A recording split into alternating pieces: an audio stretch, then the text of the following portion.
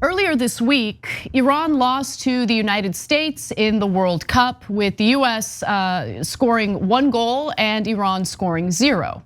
Now, there are ongoing protests in Iran, and some of these protesters actually celebrated the fact that Iran lost in the World Cup. And unfortunately, one Iranian man has been shot dead by security forces for celebrating his country's exit at the World Cup in Qatar.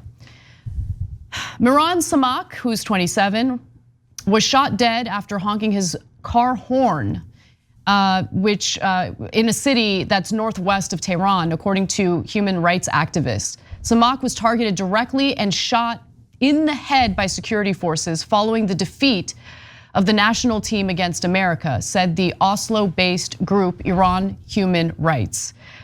We do have an image of him, and he's unfortunately no longer alive because security forces shot him dead. Now, the execution came as Iranians were celebrating the country's World Cup exit as a symbolic victory against the country's regime.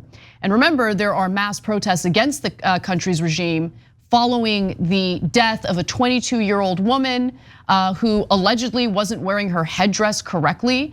And they allege that she died from cardiac arrest, but there is a reason to believe that she was actually beaten to death after she was placed in custody. She was a healthy 22-year-old woman. There was no reason for her to die from cardiac arrest. Now, Iran's security forces have killed at least 448 people in the crackdowns on the protests, including 60 children under the age of 18, obviously, and 29 women. Yeah, so I think that there's a couple of interesting parts of the story. One is how much popular sentiment was against the Iranian national team. So if you're not a soccer fan, it's hard for you to understand how much countries care about soccer. Especially if you live in America, you probably don't get it, okay? Some of you do, of course, if you've been following along and played it, et cetera, when you were younger. But countries are mental about their soccer teams. They live and breathe that stuff. And for them to turn on their own national team is extraordinary, especially on the World Cup, especially as they could reach the round of 16, which makes them means they could win the whole World Cup.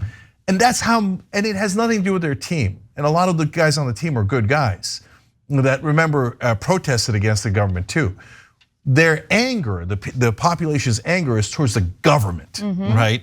So it is just extraordinary that they were happy that they're Iranian nationals. I've never seen anything like that, okay? And I've been watching the World Cup now for a depressingly long time. So now, then the Iranian regime shows you why their own people hate them that much by executing that guy in the street for honking a horn. Yeah. Summary execution on the spot. That's what tyranny looks like. Tyranny also looks like taking a young woman because she didn't dress appropriately and you wanted to dictate every part of her morality and beating her to death in a room full of guys because they're the moral ones. Okay, they're the most disgusting pigs I've ever seen, and that goes all the way to the top. The Ayatollah is a tyrant, and now there's chants all over Iran about death to the dictator. And so now there's one last element of this that I've been telling you throughout these protests. Thank God America didn't intervene. If we had dropped one bomb on Iran, none of this would have happened. Because then the young people of Iran would have rallied around the flag, and the Iranian regime would have gotten to do propaganda and say, it's not the Iranian people, it's the goddamn Americans. And it would have helped their propaganda tremendously if we had done something as stupid as what the neocons wanted, dumbass, horrible Benjamin Netanyahu wanted. Oh, just bomb them, who cares?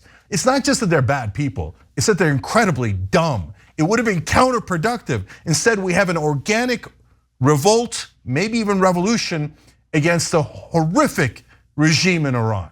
And this is the way it's supposed to go. And to every person that does something as simple as honking a horn or clanging on a pot or shouting in the streets or showing up, you're heroes. You're absolute heroes trying to get freedom for everybody. And by the way, you're the moral ones for sticking up for that young girl who they beat to death. those goddamn tyrants. Thanks for watching The Young Turks, really appreciate it. Another way to show support is through YouTube memberships. You'll get to interact with us more. There's live chat emojis, badges. You've got emojis of me, Anna, John, JR, so those are super fun. But you also get playback of our exclusive member-only shows and specials right after they air. So all of that, all you gotta do is click that join button right underneath the video. Thank you.